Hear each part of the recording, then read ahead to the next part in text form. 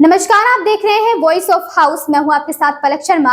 आइए नजर डालते हैं खबर की ओर। बांग्लादेश में राजनीतिक स्थिति पर आरजेडी सांसद मनोज झा ने कहा, मुझे पूरा विश्वास है कि हमारे प्रधानमंत्री और विदेश मंत्री एस जयशंकर पिछले कुछ हफ्तों से चल रही घटनाओं पर नजर रख रहे और एक खाका भी होगा या एक बहुस्तरीय वास्तुकला है। लोकतंत्र की आकांक्षा को संबोधित नहीं किया गया।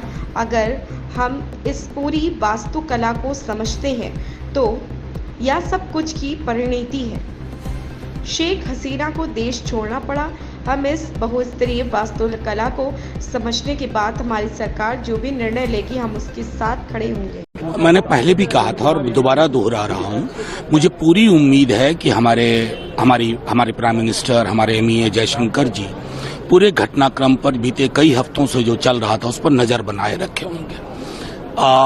उसका एक ब्लूप्रिंट भी होगा। हमारा मानना है कि अक्सर लोग सोशल मीडिया के दौर में त्वरित प्रतिक्रिया दे देते हैं कि कोटा के कारण। ऐसा नहीं है, ये मल्टी लेयर्ड आर्किटेक्चर है। मैं ये बात पूरे इसके साथ कहता हूँ, बहुत सारी चीजें थी। एक एक्सट्रीम फिलॉसफी थी, कोटा पे कोर्ट का जजमेंट था।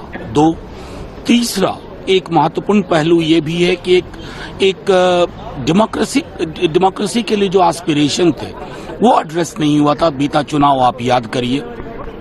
तो अगर इस पूरे आर्किटेक्चर को हम समझे, उसकी परिणति हुई है कि शेख हसीना को देश छोड़ना पड़ा।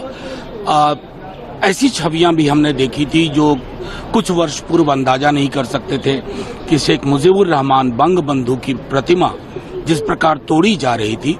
तो मेरा मानना है कि इस मल्टी लेयर्ड आर्किटेक्चर को समझते हुए हमारी सरकार जो भी निर्णय लेगी हम उसके साथ हैं। सर, इसके अलावा साउथ ईस्ट एशिया की अब राजनीतिक स्थिति जो है उसको कैसे देखते हैं? देखिए, हमारे इमीडिएट नेबरहुड में ये हुआ है और मैं चाहूंगा कि हमें सावधानी के साथ साथ एक विश्लेषण भी बेहतर करना होगा, क्योंकि हमारी एक बहुत बड़ी सीमा बांग्लादेश से लगती है और ऐतिहासिकता भी है, रिश्तों की भी ऐतिहासिकता है। दूसरे नेबर के मुकाबले बांग्लादेश के साथ हमारे रिश्ते हमेशा कमोबेश एक बेहतर स्वरूप लेके रखा है इसने। लेकिन एक जिसको कहते हैं कि छद्म लोकतंत्र की क्या परिणति हो सकती है, उसका भी ये नतीजा है।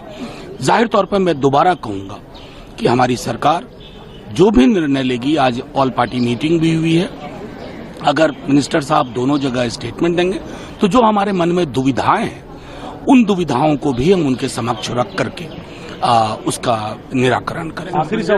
इस खबर में बस इतना ही। देखते रहें voice of house. Latest update से जुड़े रहने के लिए हमारे चैनल वॉइस ऑफ हाउस को सब्सक्राइब करें, लाइक करें और बेल आइकन दबाना बिल्कुल ना भूलें।